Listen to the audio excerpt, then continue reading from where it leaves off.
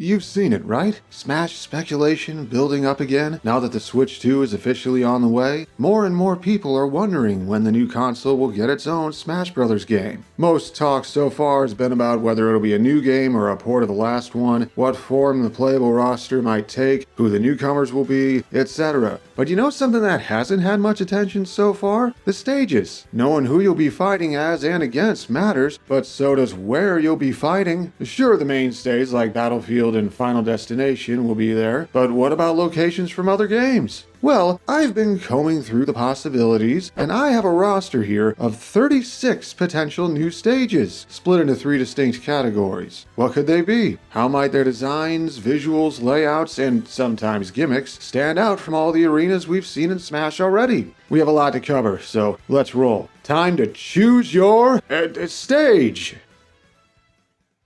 Alright, where do we start? This first batch are all recurring locations, or at least from games that predate the Switch, beginning with a stage that's been a long time coming. How have we gone this long without a stage dedicated to Bowser's home turf, aside from one Sticker Star specific Paper Mario section? One way to make Smash 6 stand out? Bring in some big stage requests like this one. Inspired by many different castles throughout the Mario games, we can set it on a circular pedestal with a classic SMB1 style bridge extending into the background over a vat of lava that pours over and down the walls just behind the foreground. And Bowser's minions can show up sometimes to interfere. Dry bones patrolling the stage length, lava bubbles leaping up from below, and thwomps crashing down to temporarily destroy platforms. Bowser isn't the only bad guy in need of a home stage. King K. Rool has a few layers that could work, but how about his flagship from the first Donkey Kong Country that he scuttled by the second one? I see this being a bigger stage, a sprawling layout combining all 3 level themes the Galleon featured in DKC2. The ship deck with barrels and cannonballs stacked around, the maze of sails up above, and the half-flooded ship hold below. Keep a sharp eye out for treasure chests. Toss one at an opponent to break it open and get your grubby hands on the item inside. This one might be a reach. It's been a while since Tropical Freeze's heyday, and Ultimate skipped over it. But damn it, it's not every day you get to work with a theme as unique as a frozen-over jungle. We can set this one up in the canopy, with rocky edifices and snow-capped palm trees as places to stand, and some platforms/bridges made from solid ice, which is important because those would collapse after being stood on for enough cumulative time. They'd regenerate eventually, though, a sign of the wintry curse befalling the island.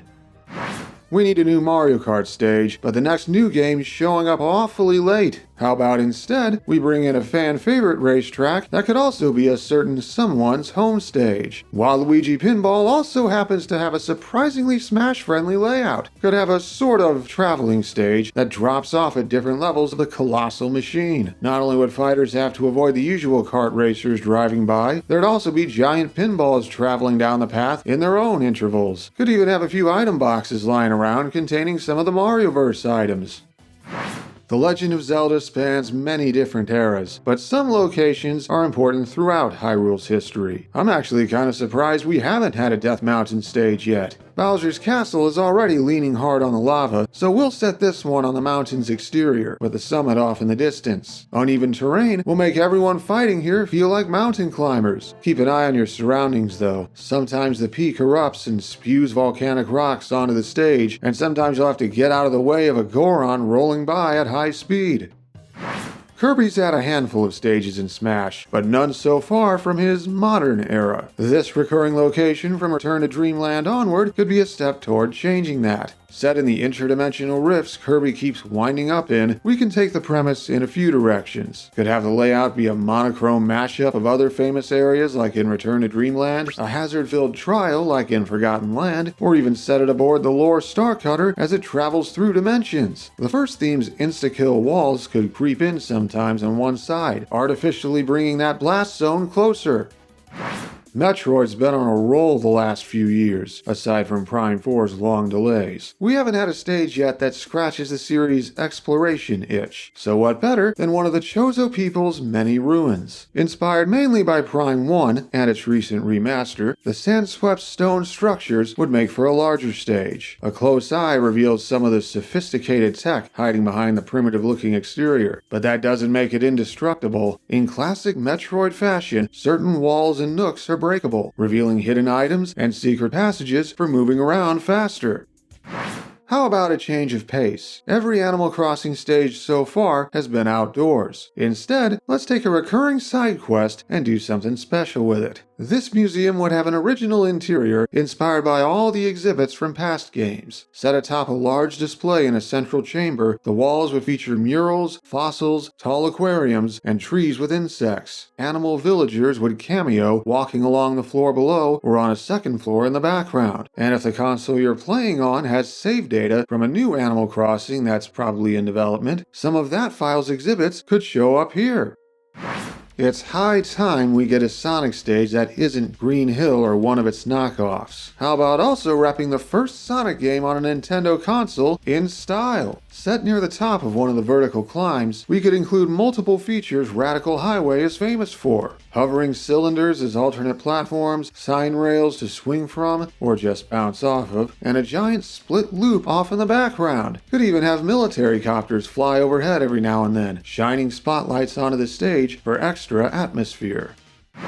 Another highway? Mega Man may not be active lately outside the compilations, but it has a wealth of potential stages, including more than just the classic series. Here's one from Mega Man X. Based on the first game's opening level, this one's an auto-scroller that moves down the highway as Sigma and his Mavericks launch their attack. With robotic forces engaging in the background, the fighters would have to contend with each other while avoiding holes and gaps in the road, including sections that crumble apart shortly after appearing on screen. Tread carefully, most of you can't wall jump. What else is going on at Capcom? Street Fighter's found itself a renaissance with its newest entry, and if timing allowed it, I think they'd want to give the Shotos, and anyone else who might join in, a new stage from the game. What better than the World Tour mode's central area, a recurring location in more than just Street Fighter. Metro City has multiple places that work for a stage. Main plaza, alleyways, rooftops, maybe even inside a building. What if the stage itself featured all of these? Multiple arenas stacked atop each other where fighters could square off on their own terms. Dracula's castle canonically changes layouts every time it appears, so Castlevania naturally has a lot of stage variety. But the upside-down mirror image summoned in Symphony of the Night stands out particularly well. The inverted structure makes this stage the opposite of most. Much of the ceiling would be covered, while everyone is left fighting for footholds on a handful of platforms hanging over the sky below. Would make for a very different experience in casual play, but the hazardless version could move to a different location nearby where the ceiling is fully open and the platforms are a more typical layout. Still, don't look down. Pretty good selection already, isn't it? We have even more potential stages coming up. Anything in mind you think might be next? That's the mostly old school stuff. What stages can we make from what the franchises in Smash have done during the Switch era? I know, this one's obvious, if timing allows it. We don't know when Smash 6 began development, but late 2023 might be pushing the envelope for how recent we can go. But screw it, let's see what Mario's Return to 2D can offer. Overlooking the picturesque fields of the Flower Kingdom, the layout would feature decorative fountains and some pipes lying around. A relaxing sight, until a wonder effect kicks in after a while. The fountains go into overdrive and push the platforms around, and the pipes come to life and bob up and down, with one even scrunching up like a caterpillar. With the power of wonder, expect the unexpected. If late 2023 was cutting it close, early 2024 is even riskier, but this show has a premise too good to pass up. Starting with a simple biplat setup, once enough time passes, a spotlight would shine on the background with one of 4 symbols, and the stage would suddenly change to reflect one of 4 plays. The sword fighter's medieval adventure, the fancy bakery of a gifted patissier, the mountaintop dojo of a kung fu master, or a wintry landscape fit for a figure skater's performance. Each would have layout changes and hazards that make everyone improvise. Another theater? Alrighty then. The first Paper Mario stage had some neat ideas, but the execution was iffy. How about another one with a similar theme and a backdrop that justifies it? Set on an elevated stage inspired by the Thousand Year Door's battles, set pieces and props would assemble over time to depict one of several scenes from across the Paper Mario series, like it's a stage play adaptation. Get it? But the audience is physically present here. Sometimes one of the Marioverse species in the crowd will toss an item on stage that can help or hinder everyone. Plan accordingly. Tears of the Kingdom might be overshadowed by its predecessor, but it still has plenty of new source material. Its starting zone happens to be a great place to set up the perfect follow-up to one of Melee's most famous stages. The Great Sky Island and its many layers and surrounding islets would be perfect for Smash 6's token giant-sized arena. With plenty of space to move around and fight where you want, even 8 players would have elbow room. And since there wouldn't be a match-defining gimmick like the Ultimate Chimera or Lava Floors, it'd all come down to what the fighters themselves dish out. Pokemon always gets new stages, Ultimate aside, and usually more than one. Smash 4 doubled back a generation for one of its stages, so what if Smash 6 did the same? I chose somewhere from Galar instead of a generic stadium stage because of the gimmick we can use. Once the match gets going, one of 5 Pokemon would be sent out in the background and Gigantamaxed. The now Titan-sized monster would perform their signature G-Max move to affect the stage. Rillaboom's attack could sprout roots that rearrange the platforms, Corviknight could blow around any items or traps sitting around, and Alcremie could leave behind healing clouds of fairy magic. What about the current generation? Scarlet and Violet may have a mixed reputation, but the Paldea region still has interesting places to offer, none more so than the location of the story's final chapter. Area 0 is a traveling stage that stops off at each layer of the crater, descending from the unnaturally bright upper rings to the rugged middle layers to the interior caves and their giant crystal formations. It'd be like venturing into and out of a whole other world. Could even have some of the local wildlife spectate. Timeline paradoxes sure are weird. Can you believe Pokemon has even more to offer? The first Legends game gave fans a breath of fresh air in early 2022. A stage in the Sinnoh frontier of roughly 150 years ago could show another side of the Pokemon world. Based around the hill at the center of the Fieldlands, this stage would have a picturesque, and hopefully higher res, view of the region with shading inspired by classic Japanese art, though things would get crazy when a space-time distortion activates after a while. Once the rift envelops the stage, any non-legendary Pokemon summonable from a Pokeball has a chance to appear and attack indiscriminately.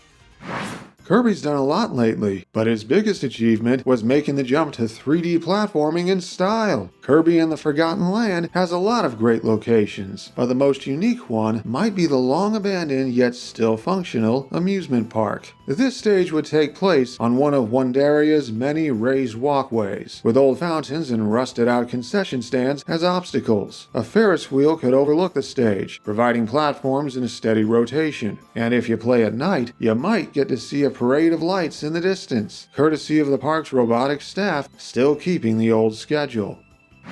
We have a classic Metroid stage already. How about a newer one? Metroid Dread raised the bar for the entire series, so let's look there. Based on the parts where Dread leans into the second half of its name, this larger stage is loosely inspired by the central chamber within the Arteria Emmy Zone, with passageways below that wind around the place, which gives fighters somewhere to flee when one of the haywire Emmy recon robots wanders through the area and chases after anyone it spots with alarming efficiency. Get caught, and your only chance to escape instant death is to parry its randomly timed attack.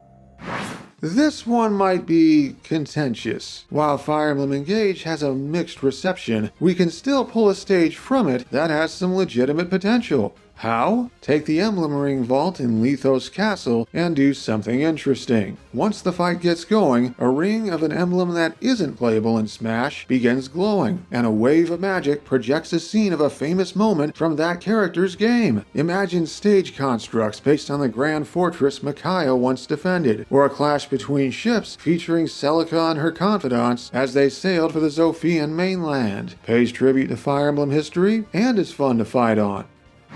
It's crazy how much Xenoblade has grown, from almost not releasing worldwide to a full trilogy plus one. Everyone's expecting either, or both, of Xenoblade 3's two leads to be newcomers, but what stage could accompany them? I've seen several ideas from the land of Ionios, but hardly anyone brings up the lone city hidden away from the endless war. Set in serene squares smack dab in the city's center, the layout would actually be pretty simple, aside from a platform or two and citizens stopping by to watch. This is a place of peace, so it's perfect for some non-lethal competition away from all the madness elsewhere.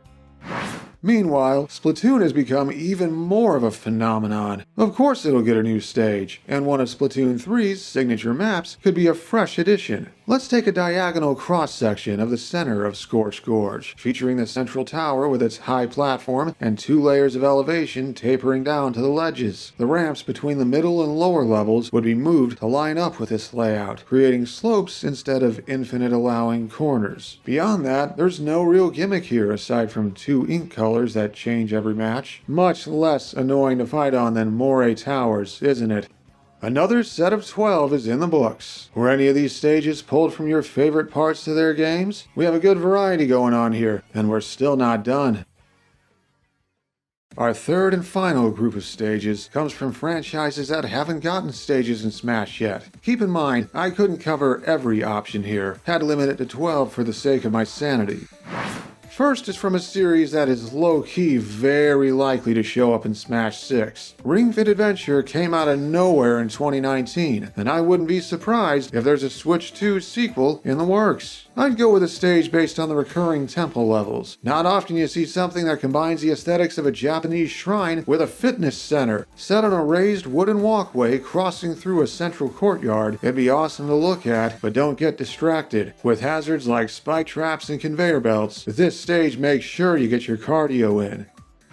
The Switch era had multiple breakout IPs, Astral Chain among them. While any potential sequel is uncertain right now, that doesn't rule out Nintendo doing more with the game that already exists. One of the central hubs of humanity's last surviving society, Grand Avenue's futuristic setting would stand out on a stage list that doesn't have much sci-fi on it. The walkways and overpasses also make for easy stuff to build around, until partway into the match when a dimensional gate opens up and drags everyone into the astral plane. With a different layout and more dangerous terrain, players would have to fight to survive until the gate is undone. Smash likes bringing in new stages from the NES era, Ultimate aside. If Smash 6 wants a retro newcomer, Takamaru is on the shortlist, and a stage based on the mysterious Murasame Castle would naturally accompany him. This one could draw from the game's first level, the countryside outside the Blue Palace Aosame. Could have a central pathway, bushes to hide in, and shallow water that slows down anyone moving through it. The art style could also go in a couple directions, either based on the original game's pixel art, or maybe an updated version based on historical paintings, if a PLA stage isn't already doing that.